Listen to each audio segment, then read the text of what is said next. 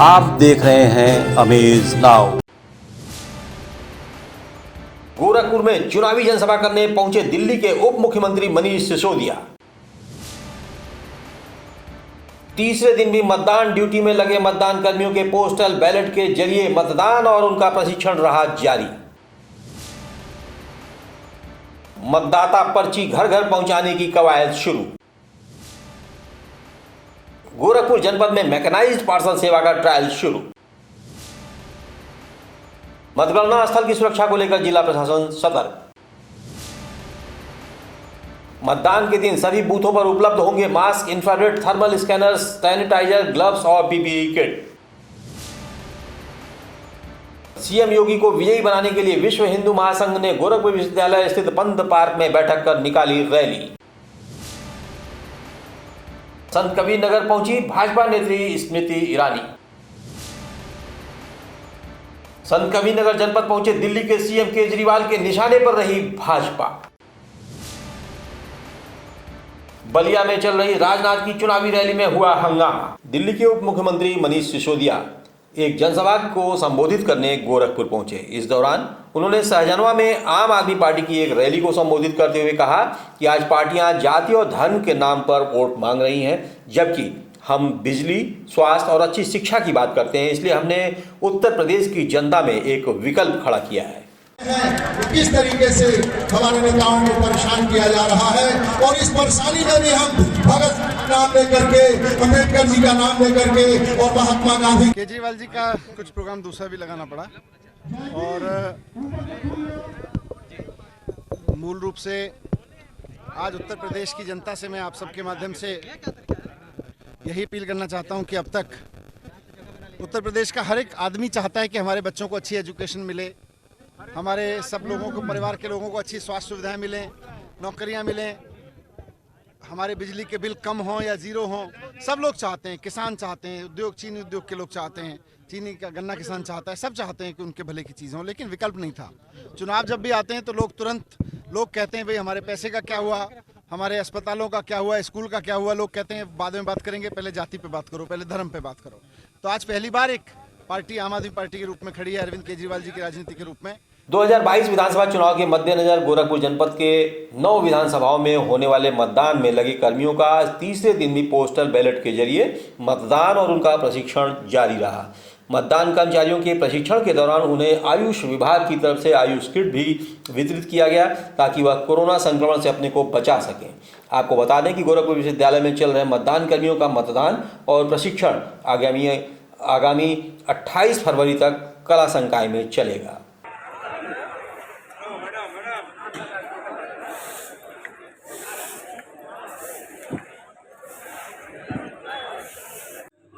और उसके बाद जो आप लोगों की पोजीशनिंग मार्च पोल के दौरान होगी कार्मिकों की, तो उसमें 2022 विधानसभा चुनाव के मद्देनजर गोरखपुर जनपद में 6वें चरण में होने वाले मतदान के मद्देनजर जिला प्रशासन की तैयारियां जोरों पर हैं। इसी क्रम में जिला प्रशासन द्वारा आज से मतदाता पर्ची को घर घर पहुंचाने की कवायद शुरू की गई, जिसमें जनपद के सभी बीएलओ, लेखपाल, ग्राम पंचायत सचिव सहित अनेक कर्मचारियों को लगाया गया है। जिला प्रशासन का मानना है कि फोटो युक्त मतदाता पर्ची समय से घर घर पहुंच जाने से मतदान प्रतिशत में इजाफा हो सकता है।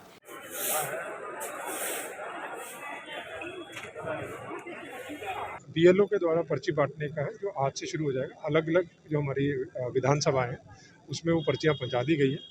आज से कुछ विधानसभा में शुरू हो जाएगा, बाकी कल से हो जाएगा। आरओज ने ये कंफर्म कर दिया है और पर्ची जो हमारे वोटर है हर घर पहुंचाई जाएगी। डाक विभाग आगामी मार्च माह से एक नई शुरुआत करने जा रहा है, जिसके तहत विभाग अब बहुराष्ट्रीय कंपनियों की तर्ज पर अब तेज गति से पार्सल पहुंचाएगा। इसके लिए डाक विभाग गोरखपुर जनपद में भी मैकेनाइज्ड पार्सल सेवा का ट्रायल शुरू कर दिया है। इस संदर्भ में प्रवर डाक अधीक्षक मनीष कुमार ने बताया कि मैकेनाइज्ड पार्सल सेवा के लिए 5 डाकियों का चयन किया गया है, जिसे पार्सल डिलीवरी के लिए बाइक से भेजा जाएगा और उन्हें विशेष प्रकार के बैग भी मुहैया कराए गए हैं।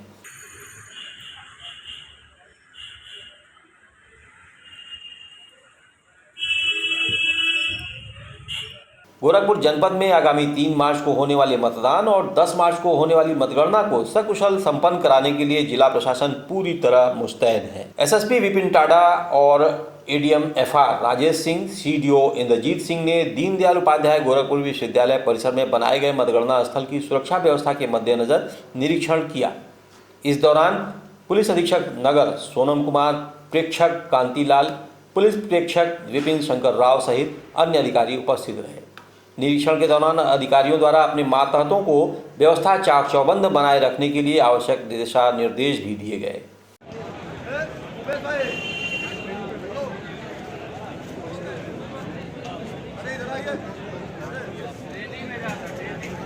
गोरखपुर जनपद में कोविड संक्रमण भले ही कम हो गया है, लेकिन बचाव के प्रति स्वास्थ्य विभाग पूरी तरह सतर्क है। आगामी 3 मार्च को मतदान के दौरान हर बूथ पर mask, infrared thermal scanner, sanitizer, gloves, PPE kit आदि से बचाव के सामान उपलब्ध रहेंगे।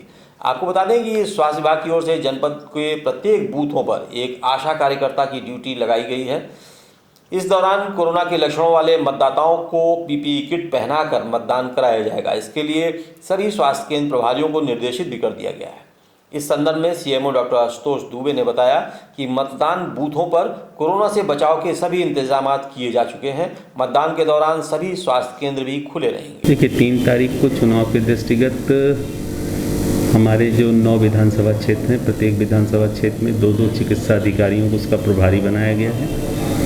साथ ही साथ जो उनके जोनल एडिशनल सीएमओ हैं उनको भी इंचार्ज बनाया गया है। प्रत्येक बूथ पर आशा रहेंगी। आशा के पास थर्मल स्कैनर, पल्स ऑक्सीमीटर और मास्क, सैनिटाइजर, पीपी किट रहेगा। गोरखपुर सदर विधानसभा सीट से भाजपा प्रत्याशी सीएम योगी आदित्यनाथ को भारी मतों से विजयी बनाने के उद्देश्य से विश्व हिंदू महासंघ के पदाधिकारियों द्वारा गोरखपुर विश्वविद्यालय स्थित पंत पार्क में बैठक कर रैली निकाली गई। विश्व हिंदू महासंघ के जिला प्रभारी राधाकांत वर्मा ने बताया कि हम रैली के माध्यम से लोगों से अपील कर रहे हैं कि वे आगामी 3 मार्च को होने वाले मतदान में बीजेपी के पक्ष में वोट करें और एक बार फिर महंत योगी आदित्यनाथ को सीएम बनाने का कार्य करें।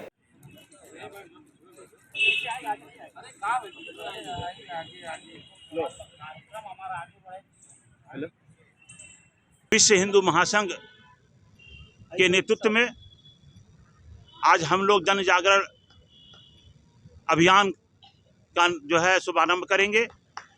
हम लोग चाहते हैं कि जो 18 साल के आयु के जो बच्चे हो चुके हैं, जिनका नाम मतदाता में आ चुका है, जो छुट्टी ले करके बहुत लोग चले जाते हैं कि 3 दिन की छुट्टी हुई, हम लोग जा कर के अब बाहर जाएंगे, घूमने जाएंगे, उन लोग से आग्रह करने के लिए हम लोग आज जन जागरण अभियान का एक रैली निकाल रहे हैं। मैं इस समय सारे छात्र लोग भी यहाँ पर हैं, अध्यापक भी हैं, प्रोफेसर भी हैं, कुलपति भी हैं, सारे लोग से आग्रह मैं करूँगा कि आगामी 3 तारीख को ज़्यादा से ज़्यादा मतदान करें। उत्तर प्रदेश के संत कबीरनगर जिले में चुनावी जनसभा को संबोधित करने पहुंची केंद्रीय मंत्री स्मृति ईरानी भारतीय जनता पार्टी और निषाद पार्टी से गठबंधित प्रत्याशी अनिल त्रिपाठी के पक्ष में जनता से वोट करने की अपील की। उन्होंने कहा कि लक्ष्मी हाथी पर चढ़कर नहीं आती हैं, न तो साइकिल पर बैठकर आती हैं और न ही किसी हाथ पर आती हैं। लक्ष्मी आती हैं तो सिर्फ कमल के फूल पर आती हैं। सम्मानित करेंगे आदरणीय नीतू खरे जी को बुके दीजिए। वो बुके दे करके कोई टक्कर में क्यों नहीं है, क्योंकि आज चाहे वो सपा हो, बसपा हो, कांग्रेस पार्टी, वो जानते हैं कि जब विपदा की घड़ी आई थी तो ये भारतीय जनता पार्टी का कार्यकर्ता था जो कोरोना की महामारी में जब मौत दस्तक दे रही थी तो घर घर जाकर मास्क और सैनिटाइजर बांट रहा था। संत कबीरनगर जनपद में आम आदमी पार्टी के तीनों विधानसभा क्षेत्र के प्रत्याशियों की संयुक्त सभा हुई, जिसमें शिरकत करने पहुंचे दिल्ली के मुख्यमंत्री अरविंद केजरीवाल ने भाजपा को अपने निशाने पर रखा। इस दौरान उन्होंने तंज कसते हुए कहा कि वे विकास के नाम पर सिर्फ शमशान घाट बनवाने की बात करते हैं और लोगों को मारने का इंतजाम कर सकते हैं। इसके साथ ही उन्होंने अपनी सरकार का बखान करते हुए कहा कि उन्होंने दिल्ली के सरकारी स्कूलों को शानदार बनवा दिया है, जिसमें अमीर गरीब सबके बच्चे एक साथ बैठकर पढ़ते हैं। दिल्ली के मुख्यमंत्री अरविंद केजरीवाल जी आपके बीच में पहुंच चुके। साथ में आपके यूपी की जान संजय सिंह जी। आम आदमी पार्टी ने दिल्ली में बहुत बड़े बड़े काम करे हैं, आपके दोस्त, आपके रिश्तेदार दिल्ली में रहते होंगे, उनसे फोन करके पूछना, दिल्ली में स्कूल, हमने सरकारी स्कूल शानदार कर दिए, पता है आप लोगों को?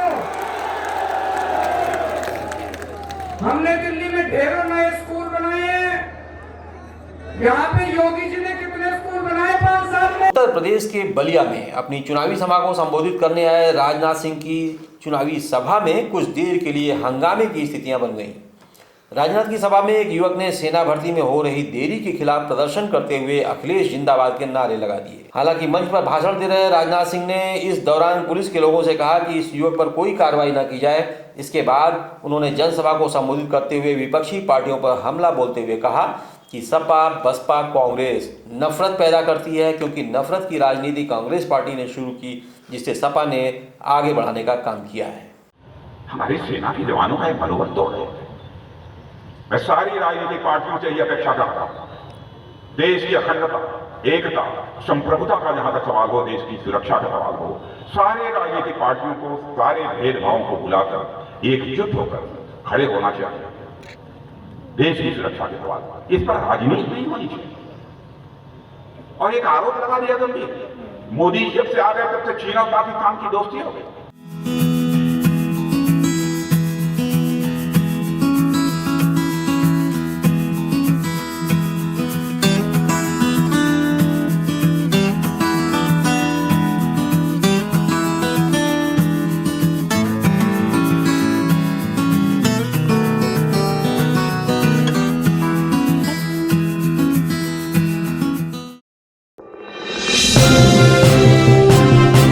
आप देख रहे हैं अमेज नाउ।